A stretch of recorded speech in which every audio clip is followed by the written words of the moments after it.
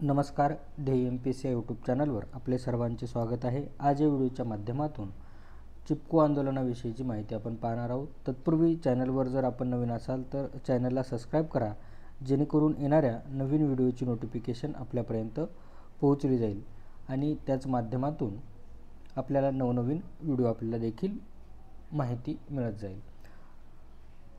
चिपको आंदोलनाशी संदर्भाने महत्त्वपूर्ण असणारे नेते म्हणजे सुंदरलाल बहुगुणा, आणि ते सुंदरलाल बहुगुणा म्हणतात की इकॉलॉजी इज परमनंट इकॉनॉमी, म्हणजे पर्यावरण हीच खरी अर्थव्यवस्था आहे. हे त्यांचे चिपको आंदोलनाशी आणि पर्यावरणाचे असलेल्या दृष्टिकोनातून महत्त्वपूर्ण प्रसिद्ध असे त्यांचं हे वाक्य झाले. आणि त्यानंतर जे की देश पातळीवर त्यांनी या आंदोलनात नेले आणि या आंदोलनाविषयीची माहिती आपण या व्हिडिओमध्ये आपण पाहणार आहोत. तर चिपको आंदोलन हे 1970च्या दशकात उत्तर भारतात आणि हिमालयाच्या परिसरात एक पर्यावरण आणि सामाजिक आंदोलनामधील एक महत्त्वपूर्ण आंदोलन होते. आता जो मुख्य उद्देश होता की उत्तराखंडमधील पर्यावरण समतोल टिकून ठेवण्यासाठी महत्त्वाचे प्रामुख्याने म्हणजे त्यामध्ये चंडीप्रसाद भट्ट, गोविंदसिंग रावत, सुंदरलाल बहुगुणा यांनी पर्यावरणवादी लोकांनी तेथील जनतेमध्ये जनजागृती करून वृक्ष किती महत्त्वाचे आहे याविषयी समाजात जागृती घडवून आणण्याचे कार्य केले. आणि त्याचाच परिणाम म्हणून हे आंदोलन 1973मध्ये फार मोठ्या प्रमाणामध्ये व्यापक स्वरूप झाले होते. कारण की उत्तराखंडमधील रैनी किंवा मंडल, चमोली या जिल्ह्यामध्ये रस्त्याचे काम चालू असताना तेथील ग्रामस्थ लोकांना कळाले की इथे हजारो वृक्षाची कत्तली होणार आहेत किंवा इथे हजारो वृक्षही तोडली जाणार आहेत. निसर्गाशी घट्ट नाते असलेले तेथील लोकांनी ही झाडे संरक्षित किंवा वाचवण्यासाठी त्या झाडाला आलिंगन देऊन ते झाडे तेथील तोडणाऱ्या एका खाजगी कंपनी जी तोडण्याला सरकारने परमिशन दिली होती त्यांच्या विरोधात ग्रामस्थ लोकांनी एक मोठ्या प्रमाणामध्ये जे जनआंदोलन उभारलं आणि प्रत्येक झाडाला आलिंगन दिलं आणि आलिंगन देऊन त्या झाडाचं संरक्षण केलं. तिथूनच या आंदोलनाला चिपको आंदोलन असे नाव पडले होते. हे महत्त्वपूर्ण आहे. आणि या आंदोलनाची सुरुवात कधी झाली तर 1973मध्ये उत्तराखंडमधील चमोली जिल्ह्यातील मांडी या गावामध्ये याची सुरुवात झालेली आहे. तर प्रमुख कारण होतं की जंगल म्हणजे वन विभागाने एका खाजगी कंपनीला झाडं तोडण्यासाठी परवानगी दिली होती, पण स्थानिक लोकांनी त्याचा फार मोठ्या प्रमाणामध्ये कडाडून विरोध केला आणि त्या झाडाला आलिंगन दिले आणि ती झाडे तोडण्यापासून वाचवली. आणि तिथूनच खऱ्या अर्थाने चिपको आंदोलनाची सुरुवात होते. आणि या आंदोलनामध्ये प्रामुख्याने जे नेते होते त्यामध्ये सुंदरलाल बहुगुणा,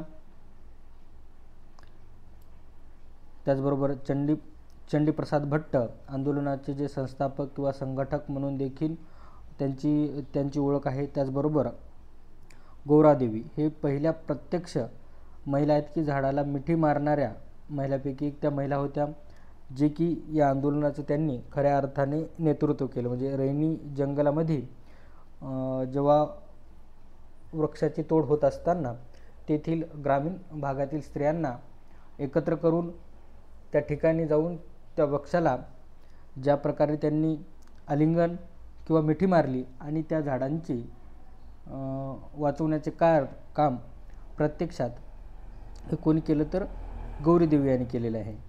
म्हणजे कंत्राटदारापासून आपल्या पर्यावरणाचं संरक्षण करण्याचं काम हे गौरीदेवी यांनी केले आणि प्रत्यक्षात त्यांना चिपको वुमन फ्रॉम इंडिया या नावाने देखील ओळखले जाते. म्हणजे प्रदेशात देखील त्यांची ही कार्याची पावती आपल्याला म्हणावी लागेल. कारण की 5वीपर्यंत शिकलेल्या गौरादेवीने पर्यावरणाशी असलेली आस्था आणि त्यांची जी विचारशैली आहे, पर्यावरणाविषयीची त्यांची जी सूझबूझ आहे हे आपल्याला लक्षात येते. त्यांनी जीवावर बेतून पर्यावरणाच्या रक्षणासाठी त्यांनी हे आंदोलन उभारलं आणि त्यांच्यामध्ये त्यांनी ग्रामीण स्त्रिया, आदिवासी स्त्रियांचा सहभाग हा तेथील लोकांच्या पर्यावरणाशी असलेल्या आस्थेविषयीची आपल्याला देखील माहिती मिळते. कारण की त्यानंतर आपण पाहू की यामधील जे प्रमुख नेते होते त्याच्यामध्ये चंडीप्रसाद भट्ट हे यांनी देशोली ग्राम स्वराज्य मंडळ ही संस्था स्थापन केली आणि जे पुढे चिपको आंदोलनाचे केंद्रबिंदू बनले. म्हणजे स्थानिक लोकांचा त्यामध्ये सहभाग त्यांनी वाढवला आणि जंगलात राहणाऱ्या लोकांना, विशेषतः महिलांना एकत्र करून जंगल वाचवण्याची चळवळ त्यांनी उभारली. त्यांनी महात्मा गांधीच्या अहिंसक तत्वानुसार संघर्ष केला. कोणत्याही हिंसा न करता झाडांना मिठी मारून संरक्षण करणे हे या चिपको आंदोलनाचे प्रमुख उद्देश होते. म्हणजे आता त्यामधील अग्रगण्य स्थान म्हणजे चंडीप्रसाद भट्ट आणि या कार्यासाठी त्यांना अनेक पुरस्काराने देखील सन्मानित करण्यात आले होते. त्यामध्ये पद्मभूषण पुरस्कार त्यांना 2005 मिळाला, गांधी शांतता पुरस्कार 2013 मिळाला, तर रॅमन मॅग्सेसे पुरस्कार 1982 मिळाला, तर जमनलाल बजाज पुरस्कार हे 1986 मिळाला. त्याचबरोबर या चिपको आंदोलनाशी संदर्भाने महत्त्वपूर्ण असणाऱ्या नेत्यामधील एक पर्यावरणवादी विचारवंत होते जे की सुंदरलाल बहुगुणा. यांचा जन्म 9 जानेवारी 1927 झाला आणि मोरडागाव, टिहरी गढवाल, उत्तराखंड या ठिकाणी त्यांचा जन्म झालेला आहे आणि मृत्यू त्यांचा 21 मे 2021 वयाच्या 94व्या वर्षी ऋषिकेश म्हणजे उत्तराखंड या ठिकाणी झालेला आहे. आपल्याला माहीत आहे की ते पर्यावरणवादी, समाजसेवक आणि गांधीवादी विचार श्रेणीचे व्यक्ती होते आणि ते प्रकाश झोतात कधी आले तर चिपको आंदोलनाचे प्रणेते, पर्यावरण रक्षणासाठी त्यांचे आयुष्यभर त्यांनी केलेले कार्य यामुळे ते आपल्याला माहीत आहे त्याविषयीचे. त्याचबरोबर त्यांनी नर्मदा बचाव सारख्या आंदोलनात देखील त्यांनी सहभाग घेतलेला आहे. चिपको आंदोलनाचे नेतृत्व 1970च्या दशकात सुंदरलाल बहुगुणा यांनी केले आणि राष्ट्रीय नाहीतर आंतरराष्ट्रीय स्तरावर नेण्याचे कार्य हे सुंदरलाल बहुगुणा यांनी केलेले आहे. त्यांनी लोकांना सांगितले की झाडे आहेत तर जीवन आहे. त्यांनी हजारो लोकांना झाडाशी चिपकून झाडे तोडण्यापासून प्रवृत्त केले. म्हणजे लोकांमध्ये जी अवेअरनेस आहे, लोकांमध्ये जनजागृती करण्याचे कार्य जर कोणी केलेलं असेल तर सुंदरलाल बहुगुणा यांनी केलेले आहे. आदिवासी बहुलक भागामध्ये जे की फार मोठ्या प्रमाणामध्ये वृक्ष तेथील अर्थव्यवस्थेचा कणा असतो. ज्या वृक्षाच्या जंगलाच्या सहाऱ्याने तेथील आदिवासी भागातील जी अर्थव्यवस्था चालते, कारण की जंगलामध्ये राहणाऱ्या व्यक्तीची पैसे कमवण्याचे साधन तेथील आजूबाजूचे असलेले वृक्ष, त्यापासून मिळणारे फळे, त्यापासून मिळणारे लाकूड यावरती अवलंबून असते. त्यामुळे तेथील लोकांना झाडाविषयी जागरूक करणे हे देखील महत्त्वाचे आहे. असे कार्य सुंदरलाल बहुगुणा यांनी केलेले आपल्याला पाहायला मिळते. मुळात काय असते की वृक्षाची कदर तीच व्यक्ती करतात जी व्यक्ती निसर्गात, झाडावेलीत वावरलेली असतात, ती मोठे झालेली असतात. आपण सिमेंट कॉन्क्रीटच्या जंगलात राहणारी माणसे 5 जूनला त्याच एखाद्या खड्ड्यात दरवर्षी झाडे लावतो आणि एक झाड लावतात, 10 जण फोटो काढतात आणि सोशल मीडियावरती तो आपण फोटो अपलोड करतो आणि आपण त्या दिवसापुरते पर्यावरणवादी होतो. पण मुळात जी ॲक्च्युअल हिरो आहेत त्यांच्यासाठी पर्यावरण दिवस नसतो. त्यांचा एक असा पर्यावरण दिन नसतो. ते पर्यावरणात जगत असतात, ते पर्यावरणात मोठे होत असतात आणि पर्यावरणाची विशेषतेने ती दखल घेतात. त्यामुळे ही व्यक्ती मोठे होत असतात आणि त्यांचे कार्यामध्ये आपल्याला ते पाहायलाच मिळते की सुंदरलाल बहुगुणा हे फक्त चिपको आंदोलनच नव्हे तर नर्मदा बचाव आंदोलनात देखील त्यांनी सहभाग घेतलेला आहे. हे देखील महत्त्वाचे आहे. त्यांचा जो मार्ग होता तो अहिंसेचा होता. महात्मा गांधींच्या विचाराने प्रेरित असल्यामुळे साहजिकच आहे की त्यांच्या सत्याग्रह, उपोषण आणि शांततामय पद्धतीने त्यांनी आंदोलन केले हे देखील आपल्याला माहीत आहे. आणि पहा, ते वयाच्या 94व्या वर्षी त्यांचे निधन झालं. पर्यावरणाशी एकनिष्ठ असणारा माणूस किती वर्ष जगू शकतो हे देखील उत्तम उदाहरण म्हणजे सुंदरलाल बहुगुणा आहे. आपण सिमेंट कॉन्क्रीटच्या जंगलामध्ये राहणारी माणसं, आपला आयुर्मर्यादा कमीत कमी 50 वर्ष ते 60 वर्ष. त्यानंतर सुंदरलाल बहुगुणा यांना अनेक पुरस्कारांनी सन्मानित करण्यात आले. म्हणजे त्यामध्ये पद्मभूषण हा 2009 मध्ये मिळाला, तर पद्मश्री 1981 मध्ये त्यांना मिळाला होता, पण त्यांनी तो नाकारला होता. जमनलाल बजाज पुरस्कार 1986 मध्ये मिळाला. तर राईट लाईव्हलीहूड पुरस्कार म्हणजे स्वीडनचा तो पर्यावरणाचा नोबेल समजणारा हा जो पुरस्कार होता, तो भी 1987 मध्ये त्यांना मिळाला. हे देखील माहिती असणे आवश्यक आहे. त्यानंतर पुढील मुद्दा आहे की चिपको आंदोलनाचे परिणाम काय झाले. तर देश पातळीवर चिपको आंदोलनाचे परिणाम काय झाले, तर आपण सुरुवातीला पाहू की पर्यावरणीय परिणाम काय झाले. तर साहजिकच आहे की झाडेतोडीवर बंदी 1980 साली पंतप्रधान इंदिरा गांधी यांनी हिमालयीन क्षेत्रासाठी जंगलतोडीवर 15 वर्षाची बंदी घातली. तर एका नुसत्या चिपको आंदोलनामध्ये सगळ्या देशव्यापीवर हा मोठ्या प्रमाणामध्ये जनआंदोलन तयार झालं होतं आणि प्रत्येक वृत्तपत्रावर आणि टी व्हीवर चिपको आंदोलनाविषयीची माहिती प्रसारित होऊ लागली आणि पंतप्रधानांना देखील या बाबतीमध्ये दखल घ्यावी लागली. आणि 1980 मध्ये प्रत्यक्षात इंदिरा गांधीने एक कायदा तयार केला आणि हिमालयीन क्षेत्रातील जंगलतोडीवर त्यांनी 15 वर्ष काय केली होती, तर बंदी घातली होती.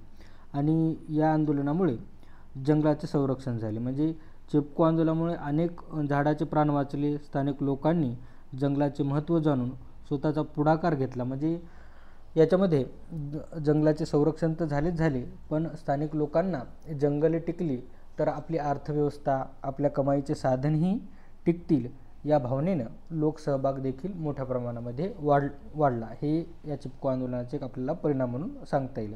त्याचबरोबर जैवविविधतेचे संरक्षण, वृक्ष वाचल्यामुळे त्या परिसरातील प्राणी, पक्षी, औषधी वनस्पती व नैसर्गिक साखळी ही सुरक्षित होते. म्हणजे कोणत्याही ठिकाणी जोपर्यंत झाडे राहणार नाहीत, जोपर्यंत वृक्ष राहणार नाहीत किंवा वेली राहणार नाहीत किंवा जैवविविधता राहणार नाही, त्या ठिकाणी आपल्याला प्राणी पाहायला मिळतील, पक्षी, वनस्पती व औषधी मिळतील. अशा नैसर्गिक आपल्याला साखळी ही पाहायला मिळते आणि ही पर्यावरणाला, त्याचबरोबर निसर्गाला आणि मानवाला देखील सोयीस्कर आणि फायदेशीर असलेली ही बाब आहे. त्यानंतर पुढील परिणाम आहे की सामाजिक परिणामामध्ये महिलांचा सशक्त सहभाग. या आंदोलनामध्ये गौरादेवीसारख्या आदिवासी स्त्रियांचा फार मोठ्या प्रमाणामध्ये सहभाग आपल्याला पाहायला मिळतो. त्यामुळे स्त्री शक्तीला चालना मिळाली आणि स्त्रिया ही देखील पर्यावरणाशी किती निगडीत, आता त्यांचे दैनंदिन जीवन, त्याचे दैनंदिन जीवनक्रम हे ग्रामीण भागामधील स्त्रियांचा निसर्गाच्या किती सांगड घातलेला आहे आणि महिला या आंदोलनामध्ये सक्रिय सहभाग देखील आपल्याला पाहायला मिळतो. त्यानंतर स्थानिक लोकांना जागरूकपणा वाढले आणि या आंदोलनामुळे गावकऱ्यांना जंगल, पर्यावरणाचे महत्त्व समजले आणि स्वतःच्या जंगलाचे रक्षण करण्याला त्यांनी सुरुवात केली. तर स्थानिक हक्काचे मुद्दे आले. जंगलावर स्थानिक लोकांचा पारंपरिक आधारित जे उद्योग आहेत, व्यवसाय आहेत, हे देखील त्यांना लक्षात आले आणि या आंदोलनाचे आपल्याला परिणामामध्ये सामाजिकमध्ये महिलांचा सशक्त सहभाग वाढला, स्थानिक लोकांना जागरूकपणा वाढली, त्याचबरोबर स्थानिक हक्कांचा मुद्दा पुढे आला. म्हणजे त्यांच्या अधिकारांच्या, त्यांच्या व्यवसायाच्या, त्यांच्या गरजांसाठी ही जंगलं किती महत्त्वाची आहेत हे त्यांना समजू लागली. हे एका आंदोलनाने देशव्यापी एका ग्रामीण भागापुरतं किंवा एका प्रदेशापुरतं मर्यादित न राहता ते देशव्यापीवर नेण्याचं कार्य चिपको आंदोलनाच्या माध्यमातून झाल्याचे आपल्याला पाहायला मिळते. तर राजकीय परिणामामध्ये आपल्याला सांगता येईल की वनधोरणात बदल. आता सरकारचे जे पूर्वीचे इंग्रजाच्या काळामध्ये 1927चं जे वनधोरण होतं, त्यानंतर ते तसंच जसे ते परिस्थिती होतं, पण फार यापूर्वी असं कोणतेही वन किंवा जंगलाच्या सुरक्षेसाठी असा स्थानिक किंवा ग्रामीण पातळीवर किंवा जनतेनं असं मोठ्या प्रमाणामधलं आंदोलन काय झालं नव्हतं, पण चिपको आंदोलन हे पर्यावरणाच्या दृष्टिकोनातून पहिलं आंदोलन होतं आणि याचा दखल देखील सरकारला घ्यावी लागली.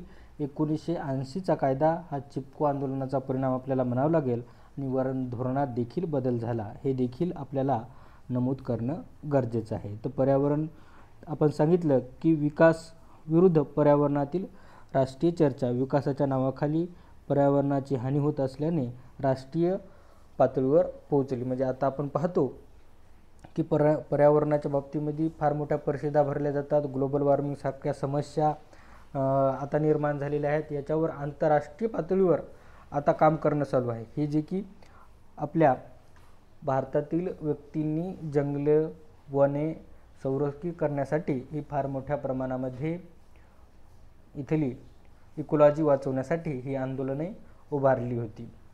त्यानंतर शैक्षणिक व जागतिक परिणाम आणि पर्यावरण शिक्षणाला चालना. आणि म्हणजे यामधून काय झालं तर चिपको आंदोलनाच्या नंतर प्रत्येकाला पर्यावरणाविषयीची जागृती निर्माण करण्यात आली आणि शैक्षणिक पातळीवर पर्यावरण सारखा विषयच अभ्यासक्रमाला ॲड करण्यात आला. जगभरात चिपको आंदोलनाची चळवळ हे मार्गदर्शक बनली की नाही, पर्यावरण देखील वाचवणं व्यक्तीची गरज आहे. आपण आपल्या गरजासाठी आपल्या ज्या हव्यासापोटी इथली असलेली वृक्ष फार मोठ्या प्रमाणामध्ये कत्तली होत आहेत. त्यामुळे पर्यावरण संतुलन बिघडत आहे. ग्लोबल वॉर्मिंगसारख्या बाबी भारतालाच नाही तर जगाला ते सामोरे जात आहेत. वातावरणातील जे बदल आहेत, उच्च तापमानाचा जो परिणाम असो किंवा अल निनोसारख्या घटना यासारख्या आणि ऋतुचक्रामधील बदल, या सर्व बाबी कशात येतात तर जगभरातील पर्यावरणाच्या अभ्यासकांना देखील या आंदोलनाने एका प्रकारे मार्गदर्शन ठरल्याचे आपल्याला पाहायला मिळते.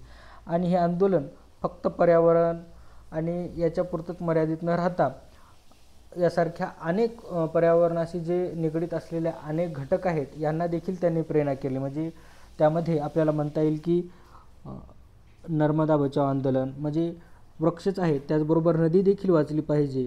आणि याचाच परिणाम म्हणजे नर्मदा बचाव सारखे आंदोलन झाले.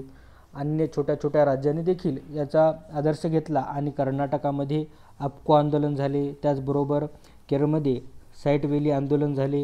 हे सर्व कशाचा परिणाम आहे तर चिपको आंदोलनाचा परिणाम आहे. ठीक आहे, अशा ठिकाणी आपण थांबू. धन्यवाद.